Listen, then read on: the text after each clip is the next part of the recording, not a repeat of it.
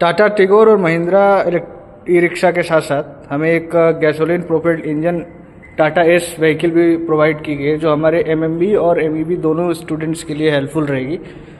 तो जैसे हमें टाटा टिगोर और ई रिक्शा को चलाने की इंस्ट्रक्शन नहीं है, वैसे हम टाटा एस भी हमें चलाने की इंस्ट्रक्शन नहीं है। तो बिना चलाए हम कैसे इसको हर पार्ट्स को वर्किंग रख सकते हैं और एक छोटी मोटी मेंटेनेंस कर सकते हैं, वो हम देखेंगे।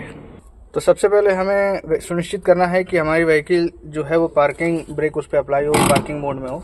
तो हम इस लीवर को ऊपर खींच के पुल करके हम इसे पार्किंग मोड में ला सकते हैं। पार्किंग मोड में लाने के बाद हमें ये भी ध्यान रखना है कि हमारी व्हीकल जो है वो न्यूट्रल मोड में हो। न्यूट्रल मोड में हो उसके लिए सबसे ज़रूरी है कि अगर ये किसी अभी गियर मोड में होगी तो जो गियर है उसका मूवमेंट कम होगा, लेकिन वो जब न्यूट्रल मोड में होगी तो वो थोड़ा फ्रीली मूव कर सकेगी। उसके बाद हमें इंजन को इग्नाइट करना है।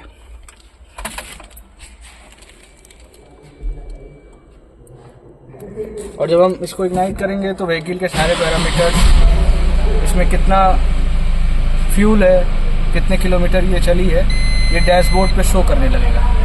और इसको ऑन करने के बाद हमें इसके सारे हेडलाइट्स और टेल लैंप्स को ऑन करने होंगे। ऑन करने मैं आपको दिखाता हूँ। हम देख सकते हैं कि कैसे इसकी हेडलाइट्स और टेल लैंप ऑन हो गए हैं। तो हमें इसे कम से कम 30 to 1 hour 30 minutes to 60 minutes 1 hour के लिए इसे ऐसे ऑन करके रखना है।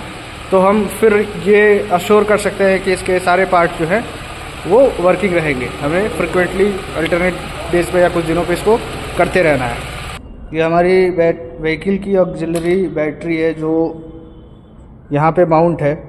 तो जब हमारी व्हीकल वर्किंग मोड में ही होती है और इसके दोनों टर्मिनल कनेक्टेड रहते हैं तो इसका धीरे धीरे ये डिस्चार्ज होती रहती है। और कभी कभी डीप डिस्चार्ज की वजह से ये स्टार्ट नहीं होती है और हमारा स्टार्टर मोटर रन नहीं करता है और हमारी व्हीकल स्टार्ट नहीं होती है।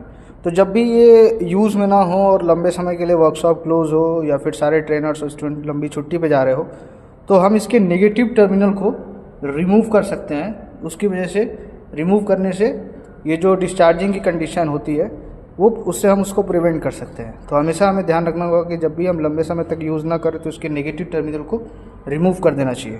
Thank you.